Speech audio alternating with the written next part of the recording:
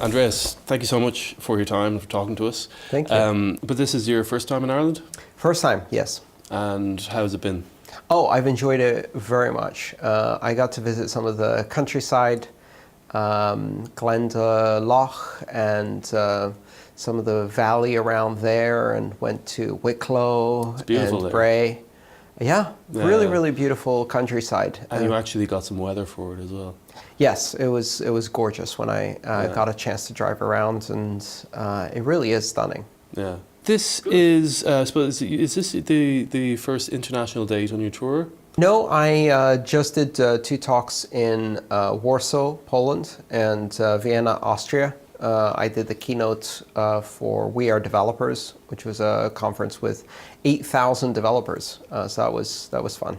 This is a sort of a new departure for you, isn't it? You're doing this for yourself now, isn't that right? Or well, I've been doing tours, speaking tours with conferences since I started getting involved in Bitcoin. I was doing public speaking conferences long before I got involved in Bitcoin. I just decided to apply that to this space.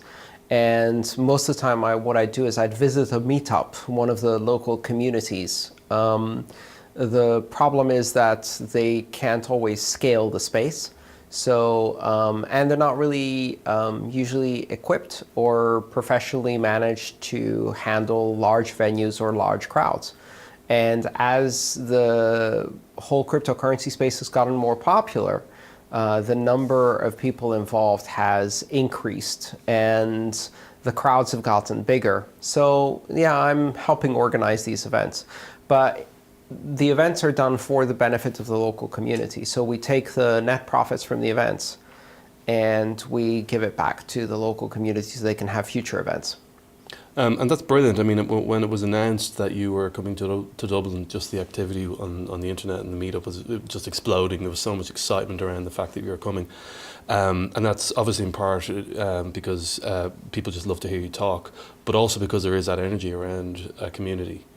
Right. I mean, yeah, having a focused event and bringing more people, perhaps some new people into the meetup, and then hopefully they stay for the next meetup.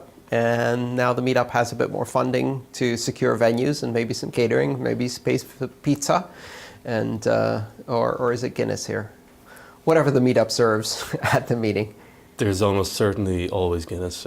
Yes, very good. This is your first time in Ireland. If I said to you the 2 words, I suppose, Ireland and blockchain, would that, what would spring to mind? Or do you have an impression? Do you know anything about what's going on here? Or well, I know that, I mean, there's a huge tech community here in Ireland. And I know that several organizations have research labs that are involved in the blockchain space or cryptocurrency space, or a bit of both. And for years now, I've heard about various activities happening in Ireland. There's also a lot of Irish developers involved in open source projects, so collaborative community software development. So it's a lot of exciting things. Lately, though, what I've heard is that the banks have managed to pretty much run an embargo on cryptocurrency companies. And the regulators have allowed them to engage in this very anti-competitive behavior and get away with it. So under the guise of de-risking, they're pushing cryptocurrency companies out of the banking system in Ireland, which doesn't make much sense for a couple of reasons. One, because of the European Union, they can just move to having a bank account in Switzerland, where they'll be welcomed with open arms. Really, it's like this blatant anti-competitive behavior, and I really wish the regulators would do their job. Well, that is key, I suppose. The regulators, we still don't know what's coming down the line in terms of regulation, and there's a lot of a lot of governments are talking about they're issuing guidelines or they're starting the conversation about regulation. But the government is, whatever happens, the government is going to play a crucial role in the next stage of blockchain development. Not really. No? No, I don't think so. The government doesn't innovate, it follows. And what's crucial in the blockchain space and in the cryptocurrency space, especially with open blockchains, is the technical innovation that is not just continuing to happen, but accelerating. This is not something that happened in 2009 and now is just being applied. it's continuing to evolve, and the amount of innovation that's happening in the space is accelerating. Government doesn't have the ability to even keep up with this level of innovation, just like government is an afterthought on the internet. And the best thing that most governments did was stay out of it for a while to give the chance to technology to develop, but certainly didn't make it happen or make it happen faster or better in most countries. So yeah, to me, government is an afterthought, and the regulation really is really about deciding how the banking system will behave within this blockchain technology, because individuals will continue to use it, and it's a technology that transcends borders. So single country regulation doesn't really do anything. The theme of your talk is around, I suppose, success, and how do you measure success, and what's the meaning of success. We are starting to see the beginnings of a mass adoption. Maybe. Certainly, we've seen a lot of the big sort of tech giants, internet, or like large companies come out. We've seen mass attention. Yeah. I would say, not mass adoption. I think there's a big difference. So people know about it, they heard about it, they say the words. They'll say Bitcoin, blockchain, cryptocurrency. They're not actually using any of it, right? The number of people using this technology is still very, very, very small. And that's okay. Not that many people need this technology. It's a very interesting and weird technology, but we're not at mass adoption. Yeah, but there is a lot of people talking about it. There is... I suppose there's quite a bit of hype at the moment. People are just saying, "Oh, blockchain for everything," and then thinking about it afterwards. Right. To come back to, I suppose what we're all interested in really are the potential of blockchain and these principles that you spoke of. How do we protect those principles? If it's not up to the government, whose responsibility is it? Well, mostly the technology itself protects itself. One of the interesting things about this technology is that it decentralizes power in such a way that it's very difficult to change the fundamental technology without getting overwhelming majority support to make changes. If you try to make changes to it without having an overwhelming majority support, all you end up with is forking the project and ending up with a copy of it, and you don't change the original. So this technology resists change unless that change has overwhelming support, which is one of its very interesting attributes, which we haven't seen before. What that means, because it decentralizes power and trust, that means that the individuals who make choices to use this technology in order to give themselves financial freedom and access and flexibility, and be able to do transactions instantaneously around the world, they decide what this technology is. So it's completely up to individuals. So if I suppose if power does become decentralized, what you're looking at is those who hold the power at the moment are going to feel extremely threatened, and they're going to do whatever they can to disrupt the disruption. Oh yeah, absolutely. Yeah. And what can we do about that? Nothing. They're going to fail. The question we have to ask is the current system and the architecture of the current system serving the most people possible in the most effective way? And the answer is simple. It isn't.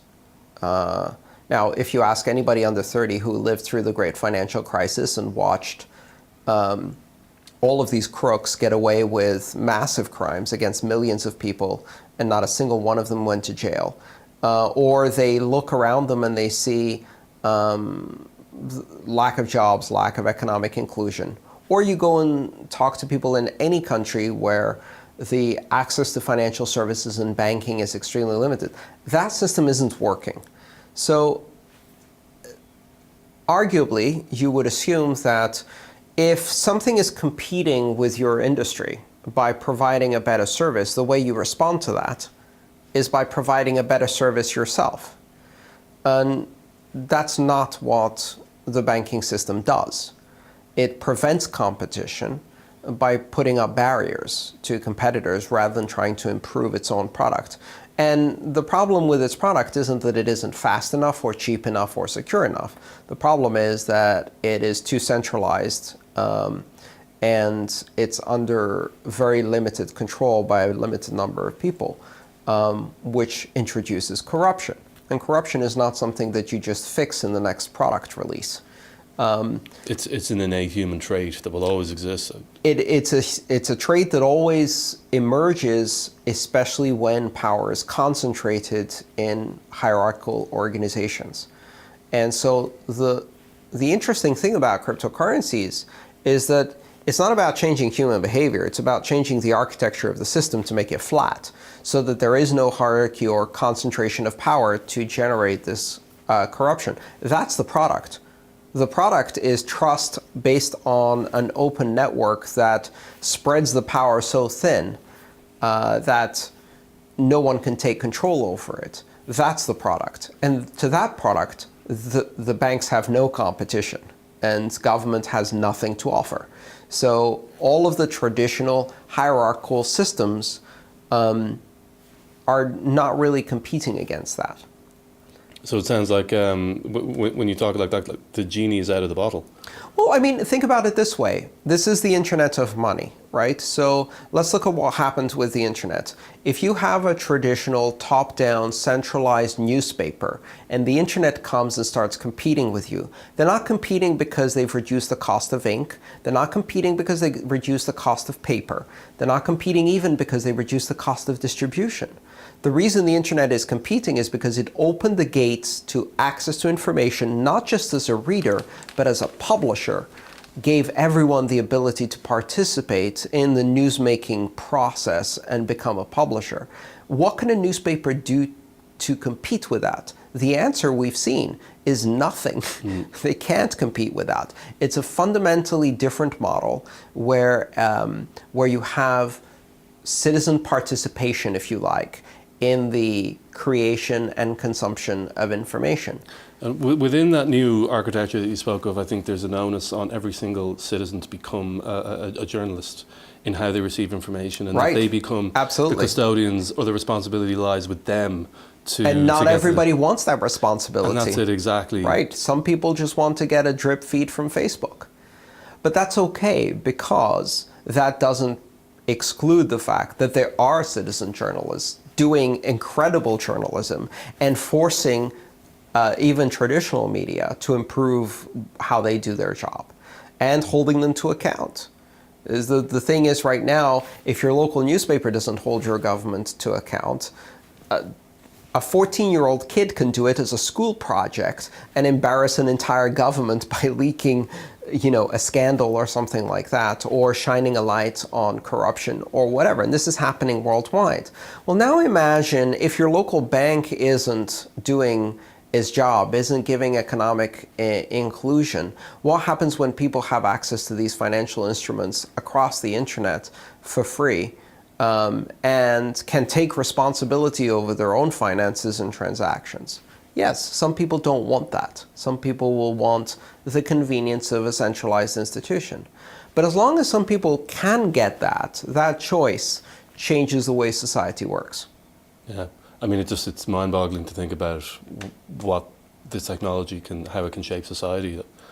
Yeah, I mean, we're talking about disrupting institutions that have not just been around for decades. We're talking about the banking system really emerged in the 15th century. So we're talking about institutions that are 500 plus years old, and that came straight out of feudalism. And they're about to get hit by this sledgehammer of internet technology, and they are sorely unprepared for what's coming. It's like I often think of how it must have been to see money or to see currency for the first time. If you come out of a barter system or a feudal system and somebody says this is money, you use this to trade, it's incomprehensible. Yeah, the idea that barter systems really existed as functional systems, I think, is more myth than reality. People invented forms of money very early on, whether it was beads or shells or feathers.